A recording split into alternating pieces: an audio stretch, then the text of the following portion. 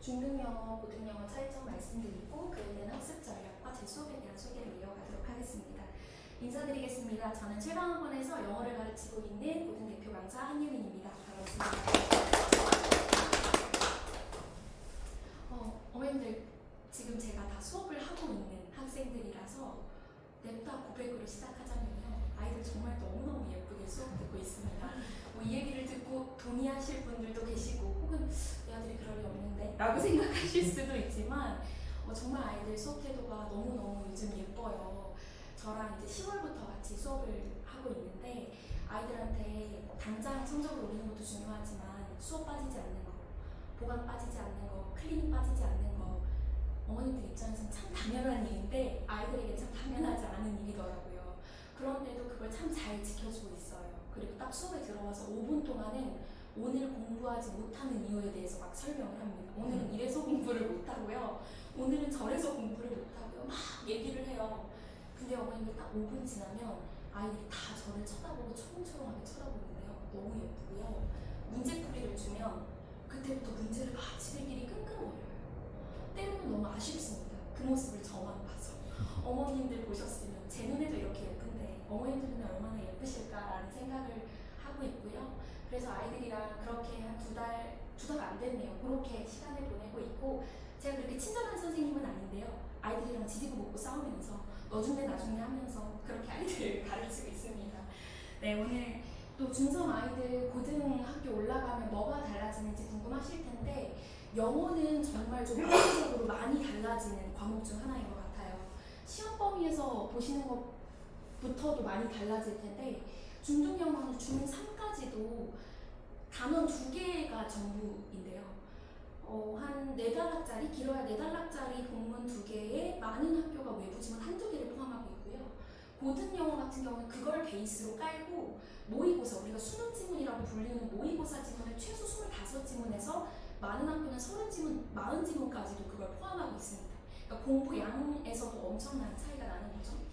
그래서 아이들이 중등영어는 사실 공부를 할 때 특별히 영어 공부를 한다기보다는 암기력이 좋은 학생들이 좋은 성적을 받을 수 있는 구조예요. 영어를 잘한다기보다는. 근데 고등영어는 범위에서도 보시면 아시다시피 그걸 전부 다 암기로 달달달달 해간다는 건 사실 거의 불가능에 가깝고요. 그럴 시간도 없고요. 다른 과목 챙겨야 하니까. 근데 그게 가능하다고 하더라도 성적으로 이어지지 않는 이유는 문제가 변형되기 때문입니다. 요즘 챗GPT가 너무 잘 되어 있어요. 선생님들 문제 바꾸시는 건 일도 아니고요. 아이들이 그 지문을 아무리 많이 보고 가도 시험장에서 보면 새 지문처럼 느껴지는 것은 단어가 다 변형되어 있으니까 아이들이 암기한 걸로만 푸는데 한계가 있는 거죠. 그리고 이제 세 번째는 단순 해석과 암기로 풀이가 가능하냐 가능하지 않냐는 건데요. 이건 해석과 독해에 좀 차이가 있습니다. 아이들이 제가 고등 수업을 진행하게 되면 아이들이 종종 얘기를 해요. 선생님, 저 이 문장에서 모르는 단어가 하나도 없어요. 근데 해석이 안 돼요. 이렇게 얘기를 하거든요. 그 이유는 아이들이 그동안 단어 뜻 학습을 하기는 했지만 그걸 문장으로서 바라보고 그 구조를 파악하고 해석하는 능력이 조금 부족하고요. 그리고 소재 자체가 중등에 비해 어려워지다 보니까 예를 들면 뇌의 가소성이라고 한다든지요. 블록체인이라고 한다든지요. 그런 소재 자체가 어려워지다 보니까 아이들이 그것을 의미 처리 기준으로 한국어를 받아들이기가 조금 어려운 상황이 됩니다.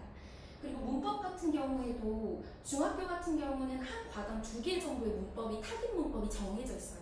그래서 그 문법만 외우고 가면 그 문법 문제만 출제되는데 고등영어 같은 경우는 범위랄 게 없이 모의고사 지문이다 보니 전체 범위를 알고 있어야 문법을 풀어낼 수 있는 구조이고요. 평가 방법에서도 조금 차이가 나죠, 어머님들. 절대평가예요. 그래서 보통 30-40%의 아이들이 영어 A등급을 받습니다. 그래서 어머님들이 우리 아이들 영어 A등급이었는데 영어 나쁘지 않게 했는데 고등학교 가면 뭐지? 얘 시험 안 봤나? 이렇게 생각을 하세요. 그 이유는 상대평가로 이제 바뀌는 게 가장 큰데요. 올해부터 또 이것도 어머님들께 좀 혼란을 드렸죠. 원래는 9등급제였기 때문에 앞서 이제 수학 선생님도 얘기하셨지만 1등급이 4%까지만 이었는데 5등급제로 바뀌면서 10%까지 늘어났어요. 근데 아이들은 선생님 그럼 1등급 받기 더 좋은 거 아니에요? 라고 할 수 있지만 그건 맞죠. 4명이었다가 10명이 된 거니까. 하지만 또 반대로 생각해보면 그만큼 변별력이 떨어졌고 대학 입장에서 특히 2등급 학생들이 왔을 때 옛날에는 2등급 하면 그래 너 한 5등에서 7등 이렇게 생각하실 수 있지만 이제는 2등급이 2등급에 가까운 2등급인지 4등급에 가까운 2등급인지 대학 입장에서 판단할 여지가 없는 거죠. 그렇기 때문에 이제 수능도 점점 많이 보는 시대고 내신도 이제 결합을 해서 아이들에게 어쨌든 점점 뭔가 공부를 해야 하는 양이 많아지는 시스템으로 운영이 되고 있기는 한데요. 어쨌든 중등 영어와 고등 영어는 좀 이렇게 차이가 큰 편입니다. 그럼 그에 따른 학습 전략이 중요할 텐데요. 먼저는 앞서 말씀드린 것처럼 문법이랑 어휘의 구조적 이해가 필요합니다. 앞서 말씀드린 것처럼 단순 해석이 아니라 그것을 구조화해서 받아들이고 독해하는 연습이 필요한 거죠. 그리고 두 번째는 제가 좀 중요하게 생각하는 부분인데요. 실제 출제 의도를 파악해야 한다는 겁니다. 그러니까 선생님의 눈으로 출제자의 눈으로 공부를 할 수 있어야 한다는 거예요. 애들한테 이 얘기를 하면요. 저는 선생님이 아닌데요. 이렇게 얘기를 해요. 선생님이 알려주시면 안 돼요. 저도 알려주세요. 제가 그 역할을 하려고 있는 거니까. 그럼에도 예를 들면 영어의 가정법이라는 게 있어요. 가정법 과거 시제를 아이들한테 어떻게 만들어? 그러면 그걸 외우는 친구들도 있고 외우지 못하는 친구들도 있거든요. 근데 이걸 외우는 게 중요한 게 아니에요. 아이들한테 가정법 과거에 대한 얘기를 하면 선생님 이거 시제 문제예요. 이렇게 하는 아이들이 고등 영어에서는 승부를 볼 수 있는 학생들입니다. 그래서 어쨌든 그냥 영어를 단순 해석하고 뭔가 그것을 받아들이는 것에서 끝나는 것이 아니라 이게 어떠한 의도로 출제되는가를 파악하는 연습이 꼭 필요합니다. 그거를 제가 수업 시간에 이거 이렇게 나올 거야. 이거 이러라고 너네한테 물어보는 거야. 너네 암기력 판단하는 테스트 아니야. 라고 얘기를 하거든요. 고등학교에 갈수록 암기로 승부를 볼 수 없기 때문에 이 부분이 더더욱 중요해지고요. 꾸준한 학습량과 핵심 역량 강화가 필요합니다. 꾸준한 학습량은 당연하죠. 공부량이 늘었으니까 사실 중학교 때까지는 이렇게 몇 주 벼락치기 해서 며칠 벼락치기 해서 본문만 달달달달 외우면 그래도 성적이 조금 나오는데 고등은 그게 조금 어렵고요. 핵심 역량이라고 했지만 그게 독해력이 될 수도 있고요. 어휘력이 될 수도 있지만 저는 아이들에게 조금 강조하는 건 조금 무뎌질 필요가 있어요. 뭐에 무뎌지냐면 내가 조금 아파서 오늘 공부 못하는 거 아픈 거에 조금 무뎌질 수 있고 나 당장 성적 안 오르는 거 그래도 해야지. 이런 좀 무뎌짐이 필요하다. 그게 고등학교 때는 필요해. 너희가 엉덩이로 앉아있는 힘이 필요해. 라고 아이들한테 맨날 이렇게 막 얘기를 하고 있거든요. 그 부분이 저는 꼭 필요하다고 생각을 하고요. 방학 특강 얘기인데요. 사실 다른 방학 특강보다도 저는 예비 고1들이죠. 중3에서 고1 올라갈 때의 특강은 조금 포인트가 있다고 생각을 해요. 자이스토리를 가지고 보통 저는 특강을 어머니께 진행하는데요. 그 이유는 간단합니다. 자이스토리라는 교재가 그 평가원에서 내는 모의고사 기출문제들을 가장 많이 포함하고 있는 문제집인데 아이들이 이 문제집 보면 다른 학원에서는 마더턴 어쩌고 풀던데요. 사설 문제집 풀던데요. 기출도 못 푸는 아이들이 사설 문제집 푸는 건 사실 저는 의미가 없다고 생각해요. 기출부터 기본부터 탄탄하게 잡아놔야 그 이후의 것들을 이제 감안하는 것이 필요하다고 하는데 이 특강에서의 제가 아이들에게 주고 싶은 건 확실합니다. 일단은 고등영어의 지문 길이와 난이도에 익숙해져야 돼요. 아이들이 딱 고등학교 첫 시험지를 받아들고 나면 혹은 3월에 모의고사 시험지를 받아들고 나면 당황해요. 내가 공부한 영어랑 좀 다른데? 이렇게 좀 놀라기도 하고요. 그리고 아이들이 감으로, 느낌으로 영어를 푸는 경우가 많은데 그 부분에서는 한계가 있기 때문에 선택지의 판단 근거를 분석하고 즉 선지를 조금 붙잡아 늘어지고 그리고 문제를 감이 아니라 이래서 이거야, 이래서 이건 아니야, 기구 아니야 라는 것을 아이들이 근거로서 푸는 연습을 할 수 있도록 하는 것이 제 방학 특강의 목적입니다. 중요한 건 이건데요. 제 정규 수업이자 제 수업의 특징입니다. 어머님들. 내신 범위에 대한 꼼꼼한 분석이라고 되어 있는데요. 요게 어머님들 올해 실제 아이들에게 나갔던 제 손필기 자료예요. 그렇대요. 네, 손필기 자료예요, 어머님들. 남학생들 아시겠지만 손을 크게 움직이지 않아요, 수업 시간에. 네, 이렇게 제가 하물며 어머님들 칠판에다 색깔도 정해줘요. 단어는 무슨 색, 문법은 무슨 색, 밑줄은 무슨 색 이렇게 정해줘요. 그럼 아이들이 삼색펜을 딱 꺼내요. 그리고 1분 뒤에 저만 쳐다봐요. 써야지. 그럼 또 한 2글자 써요. 그리고 다시 쳐다봐요. 너무 제가 깨달았어요. 안 하는 게 아니라 못 하는 거예요. 아이들이 그런 아이들인 거예요. 특히 점점 아들들은 더 말할 것도 없고요. 아이들 자체가 영상 세대다 보니 멍하니 보는 시간이 조금 있어요. 버퍼링 시간이 분명 있어요. 근데 그걸 고민하다 보니까 아이들이랑 씨름할 게 아니라 만들어주면 보더라고요. 만들어주면 그래도 한 글자라도 더 들여다보더라고요. 제가 엄청 생색내요. 야, 나 선생님 이거 잠못자고 만들었어. 막 이렇게 생색내면 아, 알아요 선생님, 저 그래서 볼 거예요. 이렇게 얘기를 하거든요. 그래서 아이들한테 이렇게 손필기 자료로 시험 범위 제공해서 저희 어머니 때도 있으셨을 거고 저 때도 그랬지만 자습서 참고서 개념인 거예요. 제가 없어도 아이들이 집에서 문제를 풀다가 나 이 질문 처음 보는 것 같은데? 그럼 이렇게 뒤적여서 보고 아, 이거였지. 아, 선생님 이랬었지. 이렇게 떠올릴 수 있도록 이러한 자료 제공하면서 아이들을 꼼꼼하게 분석하고 있고요. 빠른 진도와 체계적인 복습입니다. 저는 빠른 진도를 조금 중요하게 생각해요.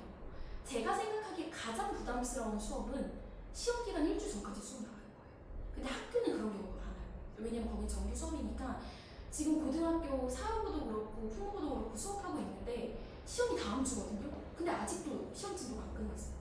선생님들은 별일 아니지만 아이들한테 굉장히 큰 부담이거든요. 내가 이번 주에 배워서 이걸 다음 주에 시험을 봐야 한다는 것이 아이들한테 굉장히 큰 부담인데, 그래서 저는 보통 2주 전에는 보통 진도를 다 끝내고요. 이제 나와 있는 것처럼 기출문제 분석이나 아이들이 특히 어려워했던 문항들 한 번 더 설명해주는 시간을 가져요. 그리고 저는 문제풀이를 할 때 똑같은 문제를 2번 정확하게 똑같은 문제를 풀리거든요. 그럼 어머님들 얘네들이 모르는 문제 정확하게 나와요. 왜냐면 틀린 것도 틀려요. 그럼 그게 그 아이들의 약점이 되는 거죠. 그럼 이제 그 문제를 보주고, 그게 어법이면 어법을 조금 더 봐주고요. 그게 독해면 독해를 조금 더 봐주고요. 빈칸이면 빈칸을 조금 더 봐주고요. 이런 식으로 아이들에 맞춰서 그 남은 2주는 조금 시간을 보내고 있습니다. 어머님들께 제 수업 방식 혹은 제 뭐 방학 특강 내용 이런 게 얼마나 중요하시고 또 얼마나 와닿으실지는 저는 잘 모르겠어요. 저도 이 자리에 선 이유는 저 이런 수업합니다 라는 걸 보여드리기보다는 어머니 저 이런 마음으로 아이들 가르치고 있어요. 어머니 저 이런 마음으로 아이들을 지지고 볶고 있어요. 이런 거 얘기 드리면서 어머님들 얼굴 뵙고 싶었고요. 제가 중2 학생을 가르친 적이 있는데 그 후기로 조금 이야기를 마무리를 짓자면, 중2 아이예요. 여기 중3 어머님들이시니까 중2 다 지났잖아요. 전 중2 수업을 가장 무서워합니다. 반응이 없어요. 보통 한마디로 다 해요. 왔어? 네. 숙제했어? 네. 몰랐어? 네. 이게 다예요. 정말 중2 남학생들 수업 많이 들어가잖아요. 그게 정말 전부입니다. 근데 그런 아이들이 있는 반이었는데 저한테 옛날에 수업을 들었던 적이 있어서 시험 기간에 뭐 봐줄까? 제가 잠깐 들어가는 거였거든요. 뭐 봐줄까? 했더니 본문을 좀 봐달래요. 그래서 본문 수업을 좀 해줬어요. 그러더니 이제 집에 가 그랬더니 책을 딱 보면서 아, 역시 예민쌤 수업 듣고 본문 틀리면 그건 죄다? 이러는 거예요. 아이들한테는 극찬이에요. 중2 아이한테는 극찬입니다. 그 긴 센텐스로 말했다는 것 자체가 극찬이고요. 그게 또 중1 아이들 사이에 요즘 일반화가 퍼져서 제가 중1 수업도 지금 현재 담당하고 있는데 아이들이 그 말을 듣고 뭔가 틀리면 자기 잘못인 줄 알아요. 그래서 선생님 수업 되게 열심히 들으려고 하고 중3 아이들은 그걸 듣지 않았는데도 참 열심히 해서 너무 예쁩니다.